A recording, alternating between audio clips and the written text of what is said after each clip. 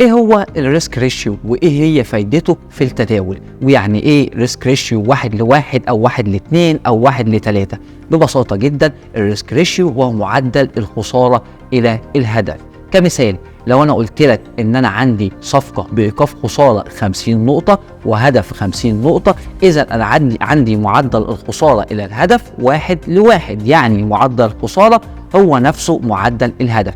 اما لو قلت لك ان انا دخلت صفقه بايقاف خساره 50 نقطه وهدف 100 نقطه، فكده انا بستخدم ريسك ريشيو 1:2، لان انا هنا عندي الهدف اكبر من الخساره. وفي النهايه كل ما كان الريسك ريشيو بتاعي اعلى هيؤدي في النهايه الى نتيجه اجماليه ايجابيه. لان بمثال بسيط جدا، لو قررت ان انت تدخل 10 صفقات بريسك ريشيو 1:2 وكان دايما مخاطرتك 2%، فمعناه ان انت دايما مخاطرتك 2% وهدفك 4%. فلو من ال10 صفقات دول كانت نسبة نجاحك 50%، ودي نسبة تعتبر ضعيفة جدا، فانت في الوقت ده هتكون خسرت 5 صفقات بمعدل مخاطرة 2%، يعني اجمالي الخسارة 10%، وهتكون كسبت 5 صفقات بمعدل ربح 4%، لان الريسك ريشيو 1:2، فبالتالي 4 في 5 ب20%، فالنتيجة الإجمالية بتاعتك 20% ناقص 10%، فأنت عندك ربح 10%، مع إنك في النهاية